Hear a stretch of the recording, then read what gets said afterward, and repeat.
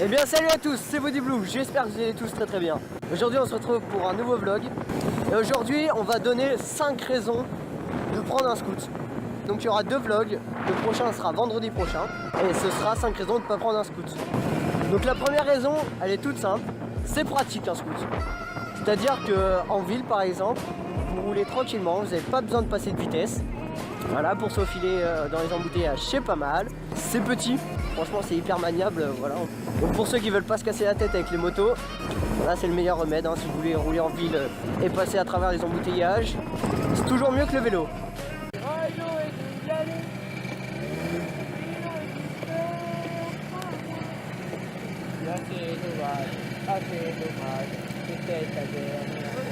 La deuxième raison de prendre un scoot, c'est qu'il y a très peu d'entretien et la consommation est très faible.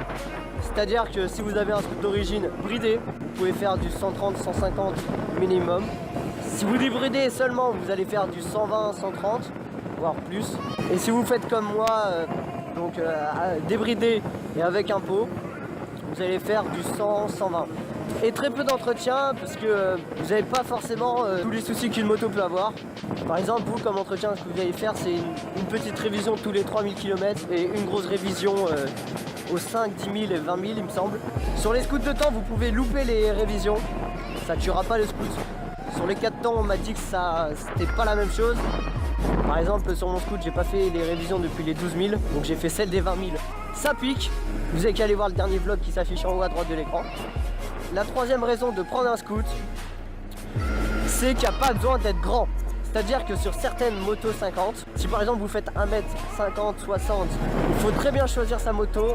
Enfin, certaines motos sont beaucoup trop grandes pour les gens qui sont petits. Donc soit il faut les rabaisser, soit il faut vraiment choisir la moto qui est assez petite. Hein. Alors que sur un scoot, il n'y a vraiment pas de souci. Hein. C'est-à-dire que tu peux faire 1m40 comme 1m80. Tu seras peut-être moins à l'aise si tu es grand, mais ça passe. Bon alors, attendez, si je me souviens plus. Ah oui! La quatrième raison, c'est que sur les scoots 50, vous avez énormément de choix de style. C'est-à-dire que si vous voulez faire des wheelings et tout, vous avez les stunts, les boosters, même si c'est pas trop préconisé. Si vous voulez faire de la ville et être tranquille, pas se trimballer le casque, les Vespa ils sont faits pour. Enfin, vous avez une multitude de scoots 50 qui peuvent faire l'affaire. Alors que par exemple, si vous voulez choisir une moto 50cc, vous avez très peu de choix. C'est-à-dire que soit c'est une super moto, soit c'est une sportive en fait. C'est vachement dommage je trouve. Et la cinquième et dernière raison, c'est qu'un scoot c'est confortable.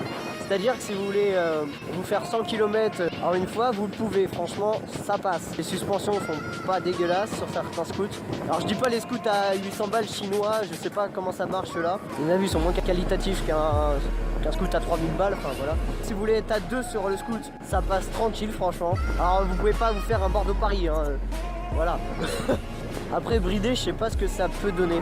À vrai dire, je tenterai jamais de rouler à 2 avec un scoot bridé. Donc en tout cas, j'espère que la vidéo vous a plu. N'hésitez pas à liker, commenter, partager, à donner vos avis si vous aimez bien ce format-là. Et nous, on se dit à la semaine prochaine pour la seconde partie qui est 5 raisons de ne pas prendre un scoot. Donc c'était Bodyblue. Allez, salut!